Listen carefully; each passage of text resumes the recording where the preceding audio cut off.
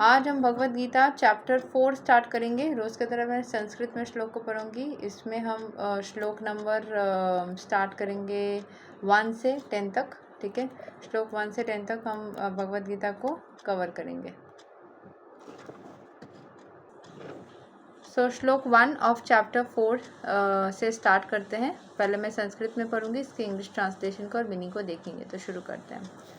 श्लोक 1। श्री भगवान उवाच इमां विवस्वते योगां प्रोक्तवान् अहम् अव्ययां विवस्वान् मनवे प्रहामनुरिक्ष्वाकवे ब्रवीत्। The personality of Godhead, Lord Shri Krishna said, I instructed this imperishable science of yoga to the sun god Vivasvan, and Vivasvan instructed it to Manu, the father of mankind, and Manu in turn instructed it to Ikshvaku. तो अलग अलग लोग मतलब सबसे पहले कृष्ण भगवान अर्जुन को बोलने से पहले भी ये पूरा ज्ञान जो है वो सूर्य देवता को दे चुके थे, जिन्होंने मनु को बोला था। और उसके बाद उन्होंने इक्ष्वाकु जो ये है ना, मैं कुछ ऐसे देख रही थी, चेक कर रही थी कि कितने सारे लोग, मतलब कौन किसके पुत्र है। तो ब्रह्मा जी के बहुत सारे पुत्र है, बहुत सारे।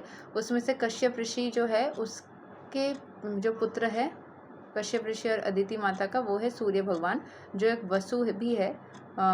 वसु मतलब क्या बोलते हैं,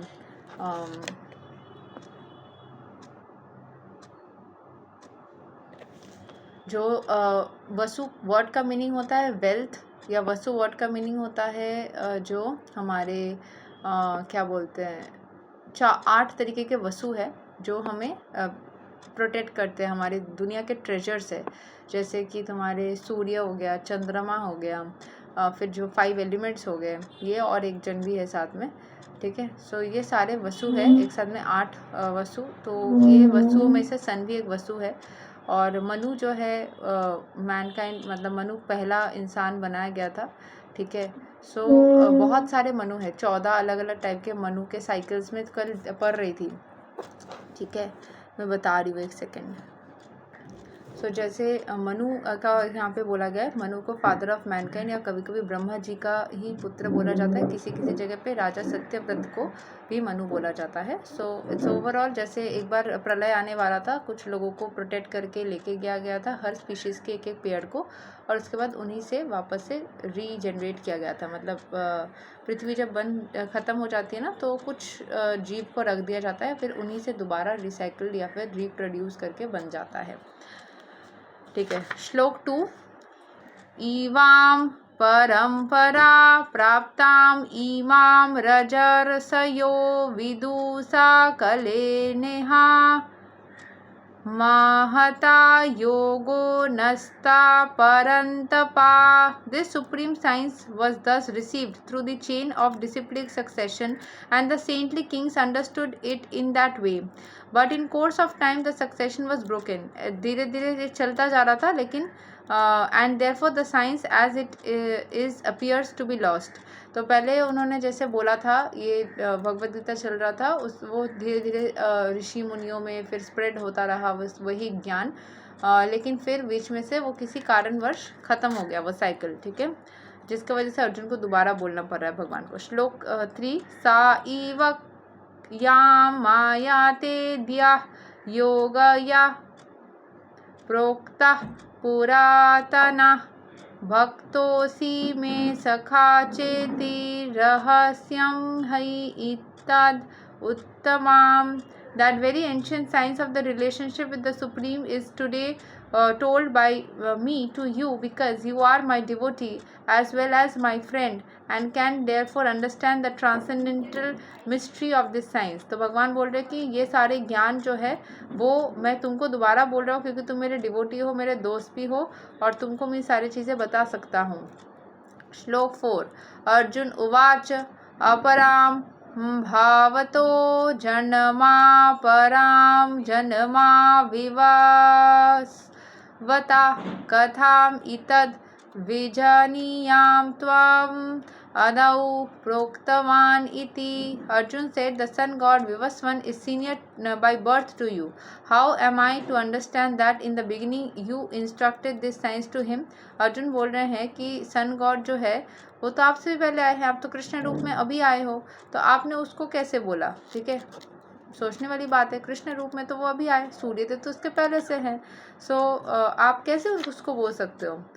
श्लोक 5 श्री भगवान उवाच बहुनी मे व्यातीतनि जनमनि त्ववाचर्जुन तनि अहं वेदा सर्वनि न त्वं वेत्त परन्तपा.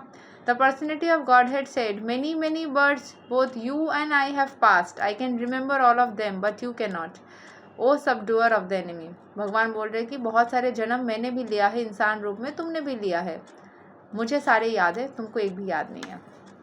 श्लोक 6 अजोपी, मतलब डायरेक्टली नहीं बता रहे कि मैं भगवान हूँ इसीलिए मुझे पता है, तुम नहीं हो, घुमा करके बता रहे.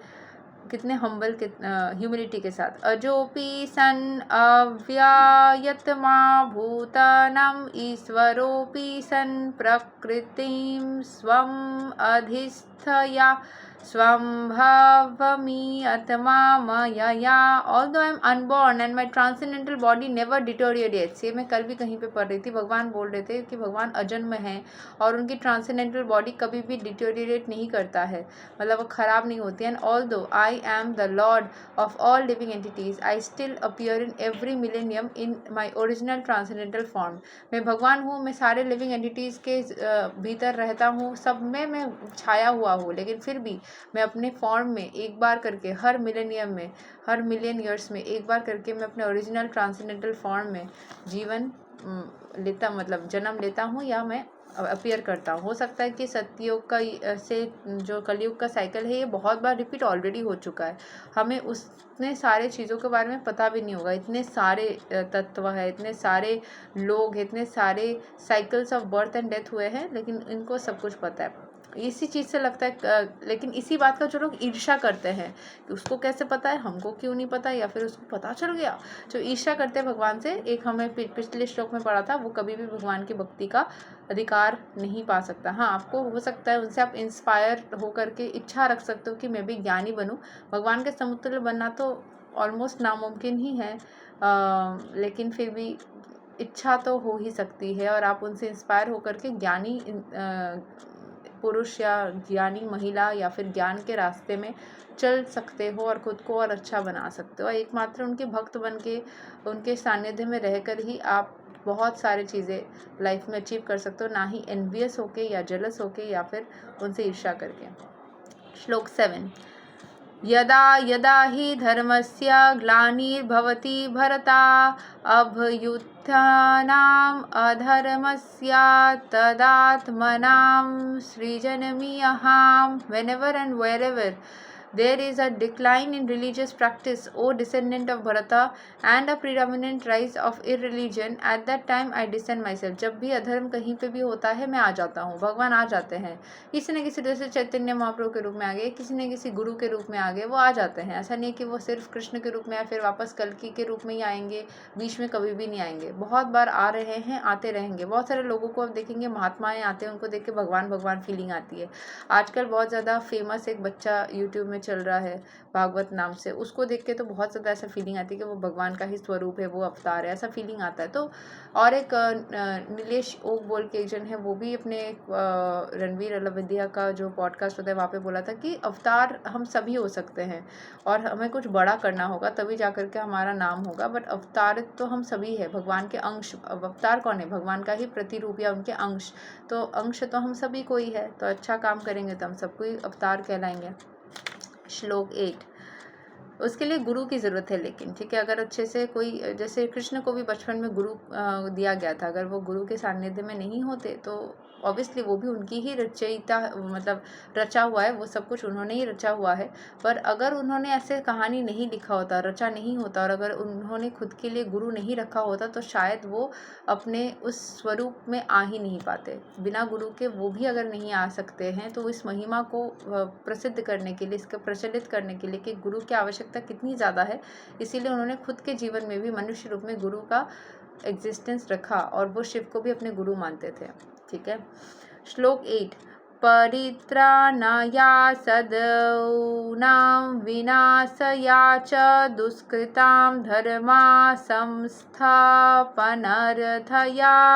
संभवामि युगे युगे to deliver the pious and to annihilate the miscreants as well as to re-establish the principles of religion. I myself appear millennium after millennium. मैं millions of years बाद appear होता रहता हूँ वापस से चीज़ों को ठीक करने के लिए, वापस से रीस्टार्ट करने के लिए।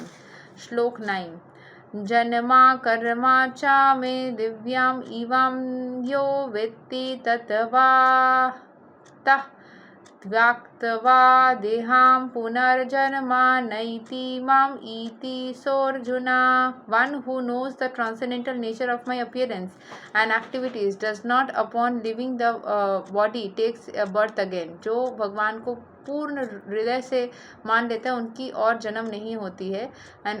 लेकिन जो ये इच्छा रखता है कि एक ही जन्म में सब कुछ कर लेते हैं किसी भी तरीके से और बहुत सारे मटेरियल एंटेंगलमेंट्स में आ जाते हैं, बस उनको तो वापस जन्म लेना पड़ता है। बट जो पूरे हृदय से भगवान की भक्ति में लीन हो जाते हैं उनको इच्छा ही नहीं होती और जन्म लेने की।